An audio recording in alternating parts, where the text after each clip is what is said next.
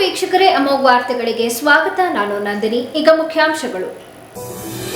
ಜನಪರ ಯೋಜನೆಗಳ ಅನುಷ್ಠಾನದಲ್ಲಿ ವಿಳಂಬ ಧೋರಣೆ ತೋರುವ ಅಧಿಕಾರಿಗಳ ವಿರುದ್ಧ ಕಠಿಣ ಕ್ರಮ ಕೈಗೊಳ್ಳುವ ಎಚ್ಚರಿಕೆ ನೀಡಿದ ಮುಖ್ಯಮಂತ್ರಿ ಡಿಕೆ ಶಿವಕುಮಾರ್. ಜಾನುವಾರು ಕಟ್ಟುತ್ತಿದ್ದ ವೇಳೆ ಕಾಡಾನೆ ದಾಳಿ, ರೈತನನ್ನ ಸೊಂಟಲಿನಿಂದ ಎತ್ತಿ ಬಿಸಾಡಿದ ಒಂಟಿ ಸಲಗ, ಆತಂಕದಲ್ಲಿ ಗ್ರಾಮಸ್ಥರು. ಮಳೆ ಹಾನಿ ತಡೆಗೆ ತುರ್ತು ಕ್ರಮ, ಹಾಸನ ಕ್ಷೇತ್ರದಲ್ಲಿ ಹಾನಿಗೊಳಗಾದ ಶಾಲೆ, ರಸ್ತೆ, ಆಸ್ಪತ್ರೆಗಳ ದುರಸ್ತಿಗೆ ಆದ್ಯತೆ, ಶಾಸಕ ಸ್ವರೂಪ್ ಪ್ರಕಾಶ್ ಹೇಳಿಕೆ. ಅವಲಹಳ್ಳಿಯ ರೌಡಿ ಶೀಟರ್ ಮಂಜೇಶ್ ಹತ್ಯೆ ಪ್ರಕರಣ, ಪ್ರಮುಖ ಆರೋಪಿ ಪರಮೇಶ್ನನ್ನ ಕರೆತಂದು ಸ್ಥಳ ಮಹಜರು ನಡೆಸಿದ ಪೊಲೀಸರು. ವಾರ್ತೆಗಳ ವಿವರ. ಬೆಳಗಾವಿ ವಿಭಾಗೀಯ ಮಟ್ಟದ ಪ್ರಗತಿ ಪರಿಶೀಲನಾ ಸಭೆಯ ಹಿನ್ನೆಲೆಯಲ್ಲಿ ಮುಖ್ಯಮಂತ್ರಿ ಡಿಕೆ ಶಿವಕುಮಾರ್ ಅವರು ಇಂದು ಬೆಳಗಾವಿಯ ಸುವರ್ಣ ವಿಧಾನಸೌಧದಲ್ಲಿ ವಿಶೇಷ ಪೂಜೆ ಸಲ್ಲಿಸಿದರು. ಮುಖ್ಯಮಂತ್ರಿಯಾಗಿ ಅಧಿಕಾರ ವಹಿಸಿಕೊಂಡ ಬಳಿಕ ಮೊದಲ ಬಾರಿಗೆ ಇಲ್ಲಿಗೆ ಆಗಮಿಸಿದ ಅವರು ರಾಜ್ಯದ ಸರ್ವತೋಮುಖ ಪ್ರಗತಿ, ಉತ್ತಮ ಮಳೆ, ಬೆಳೆ ಹಾಗೂ ಸುಸ್ಥಿರ ಆಡಳಿತಕ್ಕಾಗಿ ಪ್ರಾರ್ಥಿಸಿದರು.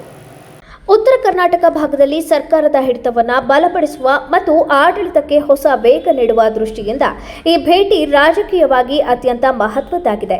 ಸುವರ್ಣ ವಿಧಾನಸೌಧ ಕೇವಲ ಚಳಿಗಾಲದ ಅಧಿವೇಶನಕ್ಕೆ ಸೀಮಿತವಾಗದೆ ಸದಾ ಸಕ್ರಿಯವಾಗಿರಬೇಕು ಎಂಬ ಪ್ರಾದೇಶಿಕ ಹಕ್ಕೊತ್ತಾಯಗಳಿಗೆ ಮನ್ನಣೆ ನೀಡುವ ತಂತ್ರಗಾರಿಕೆಯು ಈ ಪ್ರಗತಿ ಪರಿಶೀಲನಾ ಸಭೆಯ ಹಿಂದೆ ಎದ್ದು ಕಾಣುತ್ತಿದೆ.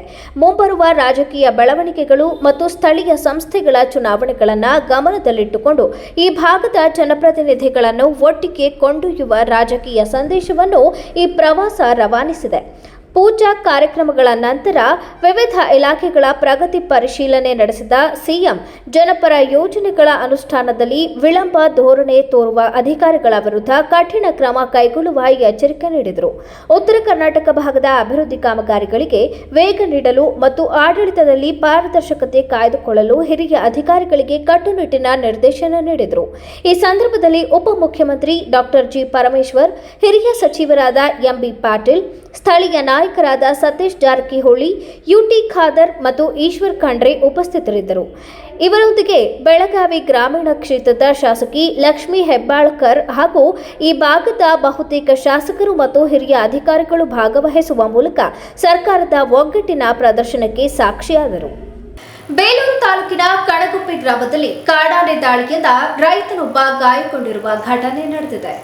ಮನೆಯ ಮುಂಭಾಗದಲ್ಲಿ ಜಾನುವಾರುಗಳನ್ನು ಮೇಯಲು ಬಿಡುತ್ತಿದ್ದ ವೇಳೆ ಏಕಾಏಕಿ ಬಂದ ಒಂಟಿ ಸಲಗ ರೈತನ ಮೇಲೆ ದಾಳಿ ನಡೆಸಿ ಸೊಂಡಲಿನಿಂದ ಎತ್ತಿ ಬಿಸಾಡಿದ ಪರಿಣಾಮ ಗಂಭೀರ ಗಾಯಗಳಾಗಿವೆ. ಗಾಯಗೊಂಡ ರೈತನನ್ನ 65 ವರ್ಷದ ಸಿದ್ದಶೆಟ್ಟಿ ಎಂದು ಗುರುತಿಸಲಾಗಿದೆ. ಬೆಳಗಿನ ವೇಳೆಯಲ್ಲಿ ಮನೆಯ ಮುಂದೆ ಜಾನುವಾರುಗಳನ್ನು ಕಟ್ಟುವ ಹಾಗೂ ಮೇಯಲು ಬಿಡುವ ಕಾರ್ಯದಲ್ಲಿ ತೊಡಗಿದ್ದಾಗ ಕಾಡಿನಿಂದ ಬಂದ ಒಂಟಿ ಸಲಗ ಏಕಾಏಕಿ ದಾಳಿ ನಡೆಸಿದೆ. ಯಾವುದೇ ಮುನ್ನೆಚ್ಚರಿಕೆ ಇಲ್ಲದೆ ದಾಳಿ ಮಾಡಿದ ಆನೆ ಸಿದ್ದಶೆಟ್ಟಿಯನ್ನು ಸೊಂಡಲಿನಿಂದ ಎತ್ತಿ ದೂರಕ್ಕೆ ಬಿಸಾಡಿದೆ. ರೈತನ ಕಿರುಚಾಟ ಕೇಳಿ ಸ್ಥಳೀಯರು ಸ್ಥಳಕ್ಕೆ ಧಾವಿಸಿದ್ದು ಶಬ್ದ ಮಾಡಿ ಆನೆಯನ್ನು ಓಡಿಸಲು ಯತ್ನಿಸಿದ್ದಾರೆ. ಬಳಿಕ ಗಾಯಾಳುವನ್ನ ತಕ್ಷಣವೇ ಬೇಲೂರು ಸಾರ್ವಜನಿಕ ಆಸ್ಪತ್ರೆಗೆ ದಾಖಲಿಸಿ ಚಿಕಿತ್ಸೆ ಕೊಡಿಸಲಾಗಿದೆ.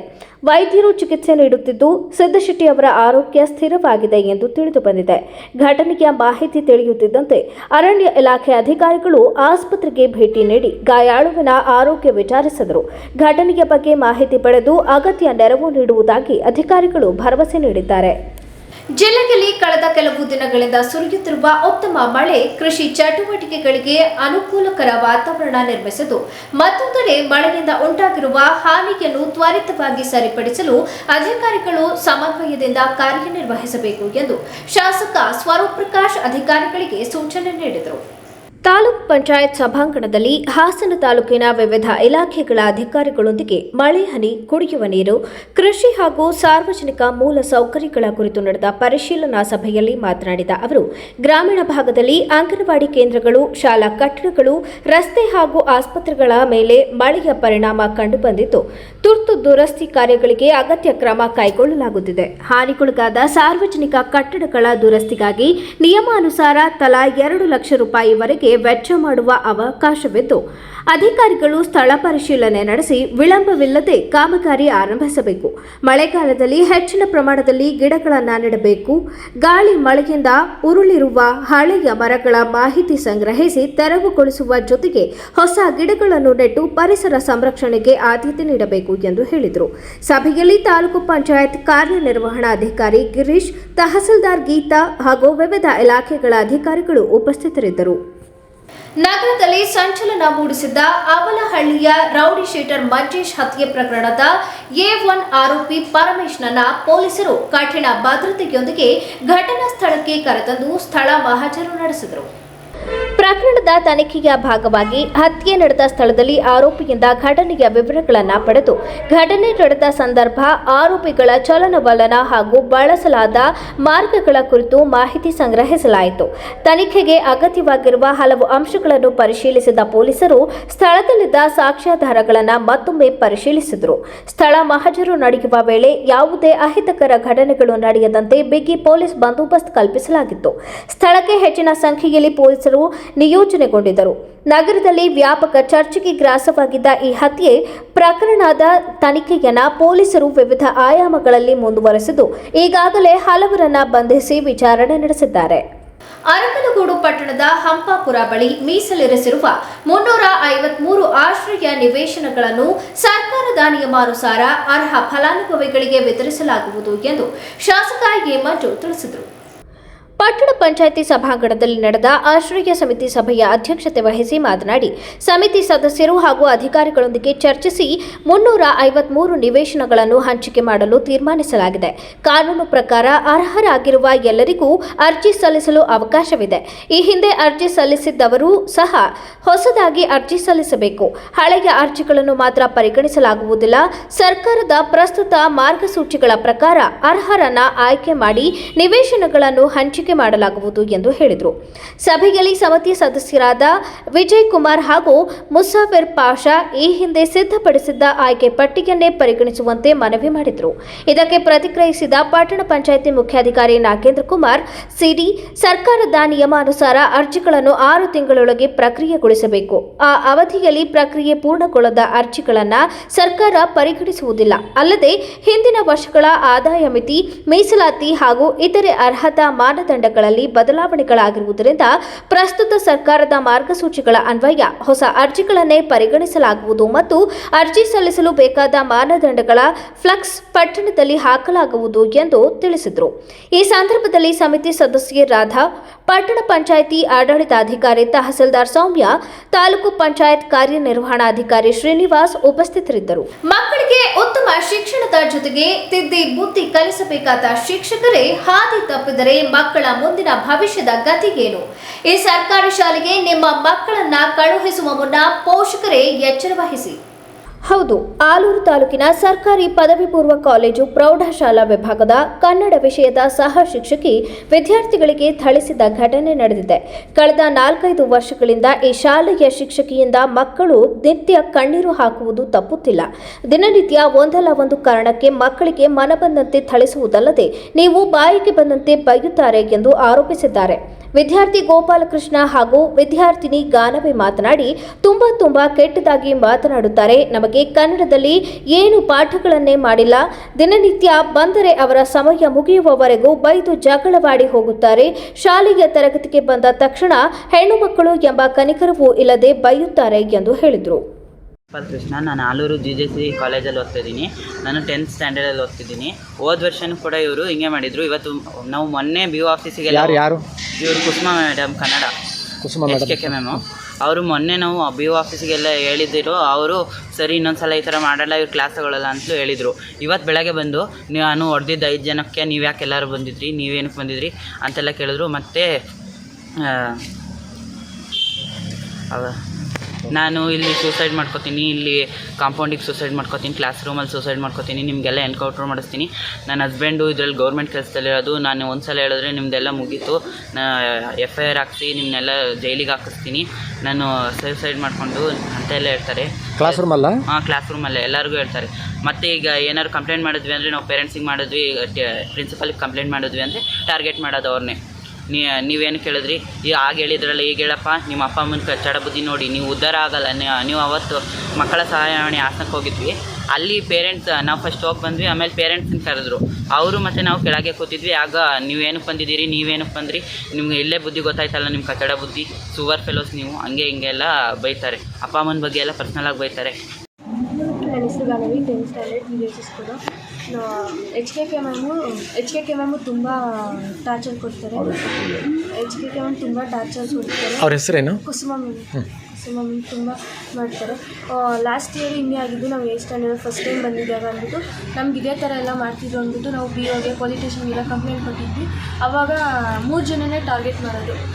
ನೋಡಿಗಳನ್ನ ಕರ್ಕೊಂಬರ್ತಿರಲ್ಲ, ಕರ್ಕೊಬನ್ನಿ, ಅವ್ರ ಹತ್ರನೇ ಓದಿಸ್ಕೊಳ್ಳಿ, ಅಪ್ಪ ಅಮ್ಮನ ಕರ್ಕೊಬಂದರೆ ನೀವು ಅಪ್ಪ ಅಮ್ಮನೇ ಪಾಠ ಮಾಡ್ತಾರೆ, ಹೋಗಿ ಅವ್ರ ಹತ್ರನೇ ಹೇಳಿಸ್ಕೊಳ್ಳಿ, ಆ ಥರ ಎಲ್ಲ ಇದು ಮಾಡೋದು. ಕ್ಯಾಶ್ ತುಂಬ ಮಾಡ್ತಾರೆ. ಪೋಷಕರು ಮಾತನಾಡಿ, ನಾವು ಶಾಲೆಗೆ ಮಕ್ಕಳನ್ನು ವಿದ್ಯೆ ಕಲಿಯಲು ಸರ್ಕಾರಿ ಶಾಲೆಗೆ ಕಳುಹಿಸಿದರೆ ಈ ಶಿಕ್ಷಕಿ ನಮ್ಮ ಮಕ್ಕಳಿಗೆ ಬಾಯಿಗೆ ಬಂದಂತೆ ಬೈಯುತ್ತಾರೆ ಎಂದು ಮನೆಗೆ ಬಂದು ದೂರು ಹೇಳುತ್ತಾರೆ. ಶಿಕ್ಷಕಿ ಬೈಯುವ ಮಾತುಗಳನ್ನು ಮನಸ್ಸಿಗೆ ತೆಗೆದುಕೊಂಡು ಏನಾದರೂ ಅನಾಹುತ ಮಾಡಿಕೊಂಡರೆ ಅದಕ್ಕೆ ನೇರ ಕಾರಣ ಶಾಲೆಯ ಶಿಕ್ಷಕರು.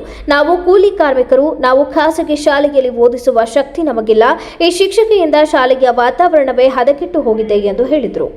ಕಾಲೇಜು UJC ಕಾಲೇಜಿಗೆ ಕನ್ನಡ ಟೀಚರ್ ಆಗಿರತಕ್ಕಂತಹ ಕುಸುಮ ಅನ್ನೋ ಟೀಚರ್ ಏನು ಮಾಡಿದ್ದಾರೆ ಅಂದರೆ, ಮಕ್ಕಳನ್ನೆಲ್ಲ ಒಂದು ಕೆಟ್ಟ ಪದಗಳಿಂದ ಬಳಕೆ ಮಾಡಿ ನಮ್ಮ ಪೇರೆಂಟ್ಸ್ಗಳು ನಮ್ಮ ಮನೆಯಲ್ಲಿ ನೆಮ್ಮದಿ ಇಲ್ದಂಗೆ ಆಗ್ಬಿಟ್ಟಿದೆ. ಇವತ್ತಿನ ದಿವಸ ನಾವು ಎಲ್ಲ ಕಡೆ ಕಂಪ್ಲೇಂಟ್ ಕೊಟ್ಟಾಯಿತು, BO ಕಂಪ್ಲೇಂಟ್ ಕೊಟ್ಟಿದ್ದೀವಿ, ಪ್ರಿನ್ಸಿಪಲಿಗೆ ಕಂಪ್ಲೇಂಟ್ ಕೊಟ್ಟಿದ್ದೀವಿ, ಅದಾದಮೇಲೆ ಪೊಲೀಸ್ ಸ್ಟೇಷನಿಗೆ ಕಂಪ್ಲೇಂಟ್ ಕೊಟ್ಟಿದ್ದೀವಿ, ಎಲ್ಲ ಕಡೆ ಕಂಪ್ಲೇಂಟ್ ಕೊಟ್ಟಿದ್ದೀವಿ. ಲಾಸ್ಟಿಗೆ ಮಕ್ಕಳ ಸಹಾಯವಾಣಿಗೆ ಹೋದ ವಾರ ಕಂಪ್ಲೇಂಟ್ ಮಾಡಿ ನಾವು ನಮ್ಮ ಖುದ್ದು ಗಾಡೀಲಿ ಕರ್ಕೊಂಡೋಗಿ ನಾವು ಅಲ್ಲಿ ಕಂಪ್ಲೇಂಟ್ ಮಾಡಿದ್ದೀವಿ. ಇವತ್ತು ಸಹ ನಾನು ಮಕ್ಕಳ ಸಹಾಯವಾಣಿಗೆ ಫೋನ್ ಮಾಡಿದ್ದೀನಿ, ಆದರೂ ಯಾವುದೇ ಥರದ್ದೊಂದು ರೆಸ್ಪಾನ್ಸ್ ಕೊಟ್ಟಿಲ್ಲ. ಆಯಿತಾ? ಈ ಥರ ಟೀಚರು ಯಾವ ಥರ ಮಾತಾಡ್ತಾರೆ ಟೀಚರ್ಗಳಂದರೆ, ಏನಂತ ಅಂದ್ಕೊಂಡಿದ್ದಾರೆ ಟೀಚರ್ಗಳು? ಈಗ ಸುವರ್ ಅಂತ ಬೈತಾರೆ ಟೀಚರು, ಏನು ಮಾಡೋಣ ಅದಕ್ಕೆ? ಯಾರು ಸುವರು? ಸರ್ಕಾರದಿಂದ ಮೊಟ್ಟೆ ಕೊಡ್ತಾರೆ, ಹಾಲು ಕುಡಿಯೋಕ್ಕೆ ಬಂದಿದ್ದಾರಾ ನಮ್ಮ ಮಕ್ಕಳು? ಮೊಟ್ಟೆ ತಿನ್ನೋಕ್ಕೆ ಬಂದಿದ್ದಾರಾ? ಇದನ್ನು ಹೇಳೋ ಮಾತಾ ಇದು? ಹಾಲು ಕುಡಿಯೋಕ್ಕೆ ಬರ್ತಾರಂತೆ, ಅನ್ನ ತಿನ್ನೋಕ್ಕೆ ಬರ್ತಾರಂತೆ ನಮ್ಮ ಮಕ್ಕಳು. ಇವ್ರ ಅಪ್ಪನ ಮನೆಯಿಂದ ಏನಾದ್ರು ಕೊಡ್ತಾವ್ರ ನಮಗೆ? ಸರ್ಕಾರ ಕೊಟ್ಟಿರೋದು ಸ್ವಾಮಿ, ನಮಗೆ ಬೇರೆ ಯಾರು ಕೊಟ್ಟಿಲ್ಲ. ಯಾರ್ದಾರು ಅಪ್ಪನ ಮನೆಯಿಂದ ತಂದು ಕೊಟ್ಟಿದ್ರೆ ಹೇಳಲಿ ಅವರು. ನಮ್ಗೆ ಹೊಟ್ಟೆ ಉರಿ ಅಲ್ವಾ? ನಮ್ಮ ಹೆತ್ತು ಮಕ್ಕಳು ಎಲ್ಲಿಗೆ ಕಳ್ಸೋಣ? ಪ್ರೈವೇಟಲ್ಲಿ ಓದಿಸೋ ಶಕ್ತಿ ಇಲ್ಲ ಸ್ವಾಮಿ ನನಗೆ.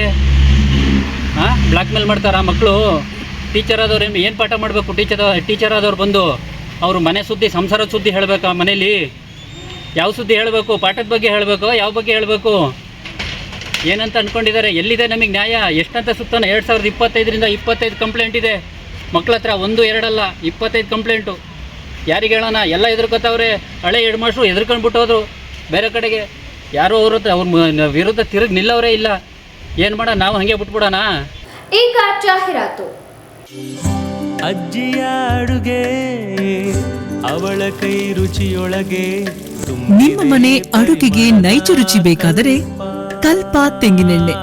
ನನ್ನ ಆರೋಗ್ಯ, ಸೌಂದರ್ಯ ಮತ್ತು ಶಕ್ತಿಯ ರಹಸ್ಯ ಕಲ್ಪ ತೆಂಗಿನೆಣ್ಣೆ. ಪ್ರತಿ ಹನಿಯಲ್ಲೂ ಶುದ್ಧತೆಯನ್ನು ಅನುಭವಿಸಿ.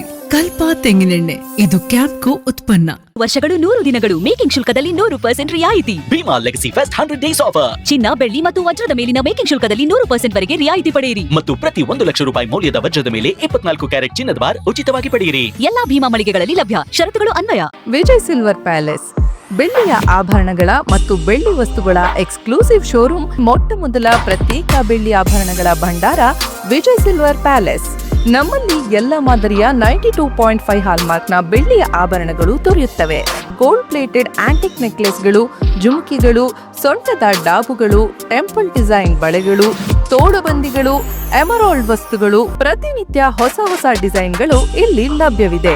ದೇವರ ವಿಗ್ರಹಗಳು, ಬೆಳ್ಳಿಯ ದೀಪಗಳು, ಬೆಳ್ಳಿ ತಟ್ಟೆ, ಬೆಳ್ಳಿ ಚೊಂಬು, ಪೂಜಾ ಸಾಮಗ್ರಿಗಳು, ಬೆಳ್ಳಿಯ ದೇವರ ಮಂಟಪಗಳು ದೊರೆಯುತ್ತವೆ. Vijay silver palace, Subhash square, Devigere circle, Hassan. Contact 9060133333. The future belongs to those who prepare for it today. Jaya Techno School. Admissions now open. Welcome to a campus where smart classrooms, robotics labs, and AI-assisted learning make every day an adventure. Where coding, STEM, and 3D innovation workshops turn curious kids into confident creators. Our digital library, language labs, and experienced faculty ensure every child reaches their fullest potential. While our sports complex, arts wing, music rooms, and student wellness center make sure they thrive, not just survive. Your child's safety, always our priority. With 24/7 CCTV, GPS tracked transport, and a fully secured campus. Jaya Techno School, smart learning, safe campus, bright futures. Admissions are open. Seats are filling fast. Call today. Visit our campus. Secure your child's tomorrow. For more details, contact Jaya Techno School, KSRTC Layout, 60 feet Road, behind Central School, Alsikere Road, BT Koppal, Hassan. Mobile 9964984575, 94494000455.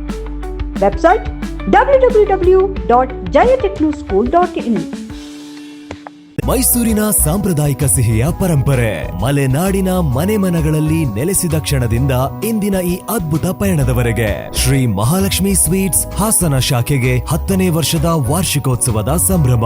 ಈ ವಿಶೇಷ ದಿನಕ್ಕೆ ಸಿಹಿಯಾದ ಕೊಡುಗೆ 1,000 ರೂಪಾಯಿ ಮೇಲ್ಪಟ್ಟ ಖರೀದಿಗೆ 250 gram Mysuru Pak ಉಚಿತ. ಈ ಆಫರ್ ಕೇವಲ ಜುಲೈ 3ರಿಂದ ಜುಲೈ 5ರವರೆಗೆ ಮಾತ್ರ. TNC apply. ಸಂಪ್ರದಾಯದ ರುಚಿ, ಗುಣಮಟ್ಟದ ನಂಬಿಕೆ ಮತ್ತು ನಿಮ್ಮ ಅಮೂಲ್ಯ ಪ್ರೀತಿ ನಮ್ಮ ಯಶಸ್ಸಿನ ನಿಜವಾದ ಶಕ್ತಿ. ಸರ್ವರಿಗೂ ಆತ್ಮೀಯ ಸ್ವಾಗತ. ಶ್ರೀ ಮಹಾಲಕ್ಷ್ಮಿ ಸ್ವೀಟ್ಸ್ ನೊಂದಿಗೆ ಗೋಮತಿ ಕಲ್ಯಾಣ ಮಂಟಪ 14 ವಸಂತಗಳನ್ನು ಪೂರೈಸಿ 15ನೇ ವರ್ಷಕ್ಕೆ ಪಾದಾರ್ಪಣೆ ಮಾಡುತ್ತಿರುವ ನಮ್ಮ ಗೋಮತಿ ಕಲ್ಯಾಣ ಮಂಟಪವನ್ನ ಹೊಚ್ಚ ಹೊಸ ರೂಪದಲ್ಲಿ ನಿಮ್ಮ ಮುಂದೆ ಪ್ರಸ್ತುತಪಡಿಸುತ್ತಿದ್ದೇವೆ. ಅತ್ಯಾಧುನಿಕವಾಗಿ ನವೀಕರಣಗೊಂಡ ಕಲ್ಯಾಣ ಮಂಟಪದಲ್ಲಿ 1200 ಜನರು ಕೂರಬಹುದಾದಂತಹ ಬ್ಯಾಂಕ್ವೆಟ್ ಹಾಲ್ ಹಾಗೂ 700 ಜನರು ಊಟ ಮಾಡಬಹುದಾದ ಡೈನಿಂಗ್ ಹಾಲ್ ಇದ್ದು, ಮದುವೆ, ಬೀಗರ ಔತಣ, ನಾಮಕರಣ ಮತ್ತು ಎಲ್ಲ ಶುಭ ಸಮಾರಂಭಗಳಿಗೆ ಸಸ್ಯಾಹಾರಿ ಮತ್ತು ಮಾಂಸಾಹಾರಿ ಔತಣಗಳಿಗೆ ಹಾಲ್ ಅನ್ನ ನೀಡಲಾಗುತ್ತದೆ. 4 ಎಕರೆಗೂ ಅಧಿಕ ಜಾಗದಲ್ಲಿ ವಾಹನಗಳಿಗೆ ಉತ್ತಮವಾದ ಪಾರ್ಕಿಂಗ್ ವ್ಯವಸ್ಥೆ ಸಹ ಲಭ್ಯವಿದೆ. ನಿಮ್ಮ ಕುಟುಂಬದ ಸುಂದರ ಕಾರ್ಯಕ್ರಮಗಳನ್ನ ಅತ್ಯುತ್ತಮ ಕ್ಷಣಗಳನ್ನಾಗಿ ಮಾರ್ಪಾಡಾಗಿಸಲು ಒಂದು ಒಳ್ಳೆಯ ಜಾಗ, ಅದುವೇ ನಮ್ಮ ಗೋಮತಿ ಕಲ್ಯಾಣ ಮಂಟಪ. ಗೋಮತಿ ಕಲ್ಯಾಣ ಮಂಟಪ, ಕೋಟ್ ಹೊಸ ಬಸ್ ನಿಲ್ದಾಣದ ಹತ್ತಿರ, ಚನ್ನಪಟ್ಟಣ ಬಡಾವಣೆ, ಹೊಳೆನರಸೀಪುರ ರಸ್ತೆ, ಹಾಸನ.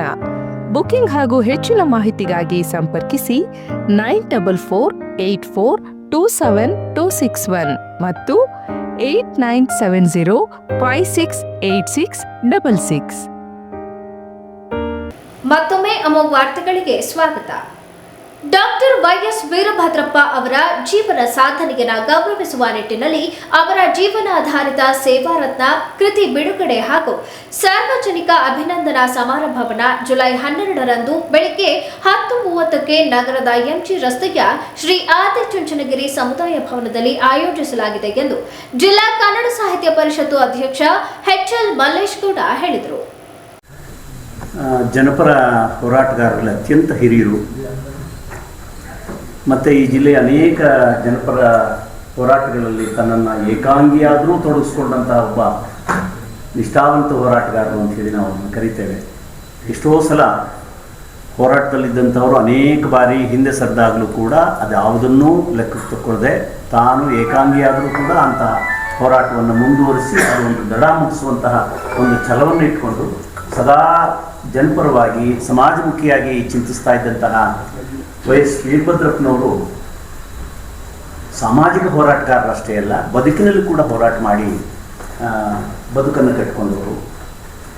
ತನ್ನ ಬದುಕಷ್ಟೇ ಅಲ್ಲ, ತನ್ನ ಸುತ್ತಲಿನ ಬದುಕನ್ನು ಕಟ್ಟಿದವರು. ಆ ನಿಟ್ಟಿನಲ್ಲಿ ಸಮಾಜಕ್ಕೆ ಒಂದು ಮಾದರಿಯಾದಂತಹ ವ್ಯಕ್ತಿತ್ವ. ಈಗ ತುಂಬ ಬದುಕನ್ನು ಅವರು ಬದುಕಿ ಇಳಿ ವಯಸ್ಸಿನಲ್ಲಿದ್ದಾರೆ, ದೈಹಿಕವಾಗಿ ಸ್ವಲ್ಪ ಕಷ್ಟವಾಗಿದ್ದಾರೆ. ಅವರ ವೈಯಕ್ತಿಕವಾದಂತಹ ಸಾಧನೆ ಮತ್ತು ಹೋರಾಟಗಳನ್ನು ಕುರಿತಾದಂಥ ವಿವರಗಳಿರ್ತಕ್ಕಂಥದ್ದೊಂದು ಅವರ ಜೀವನ ಗಾಥೆಯನ್ನು ಕುರಿತಾದಂಥ ಒಂದು ಕೃತಿಯನ್ನು ನನ್ನ ಶಿಷ್ಯೆಯೂ ಮತ್ತು ಶಿಕ್ಷಕಿಯೂ ಆಗಿರ್ತಕ್ಕಂಥ ವನಜಾ ಸುರೇಶ್ ಅವರು ಬಹಳ ಅರ್ಥಪೂರ್ಣವಾಗಿ ಬರೆದಿದ್ದಾರೆ. ಅನೇಕರಿಂದ ಮಾಹಿತಿಯನ್ನು ಸಂಗ್ರಹಿಸಿದ್ದಾರೆ, ಕೆಲವರಿಗೆ ಲೇಖನಗಳನ್ನು ತರಿಸ್ಕೊಂಡಿದ್ದಾರೆ. ಒಟ್ಟಾರೆಯಾಗಿ ಅವರ ಜೀವನ ಗಾಥೆಯನ್ನು ಬಿಂಬಿಸುವಂತಹದ್ದೊಂದು ಪೂರ್ಣ ಪ್ರಮಾಣದ ಕೃತಿ ಅದಾಗಿದೆ. ಸೇವಾರತ್ನ ಅನ್ನುವಂತಹ ಶೀರ್ಷಿಕೆ ಅಡಿಯಲ್ಲಿ ಆ ಪುಸ್ತಕ ಹೊರಗೆ ಬರ್ತಾ ಇದೆ. ಈ ಕಾರ್ಯಕ್ರಮವನ್ನು ಪುಸ್ತಕ ಬಿಡುಗಡೆ ಕಾರ್ಯಕ್ರಮಕ್ಕಷ್ಟೇ ಸೀಮಿತಗೊಳಿಸಿಕೊಂಡು ಅವರ ಕುಟುಂಬದವರು